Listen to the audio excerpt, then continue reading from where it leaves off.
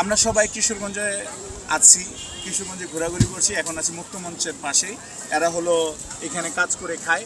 কি কাজ করে? এরা ওজন মাপে, মানুষের ওজন মেপে 5 টাকা করে নেয় এবং সারাদিনে মোটামুটি ভালো একটা প্রফিট থাকে।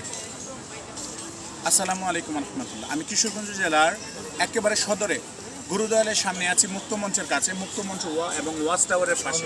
আমি যে শিশুদেরকে দেখাচ্ছি তারা কত শিশু নয়, তারা কর্মজীবী শিশু।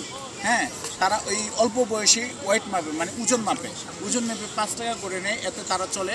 তাদের পড়ালেখা প্রায় দুজনেরই বন্ধ হয়ে গেছে, ওদেরও বন্ধ হয়ে গিয়েছে। আপনারা যারা কিশোরগঞ্জে আছেন, সদরে আছেন, তারা চিন্তা করবেন, ওদেরকে নিয়ে ভাববেন। আর ওরা যে কাজটা করছে ওদেরকে সহায়তা করবেন, কারণ ওরা সহায়তা করলে ওরা ভালো ভালো কাজ পাবে, ভালো ভালো কাজ করতে পারবে। সবই সহায়তা করবেন। এই বাচ্চারা তো খারাপ না, বাচ্চারা ভালো, বাচ্চারা সবসময় নিষ্পাপ থাকে। ধন্যবাদ সবাইকে, সবাই তাদেরকে ভালোবাসবেন। আসসালামু আলাইকুম। তোমরা ভালো আছো সবাই? আলহামদুলিল্লাহ।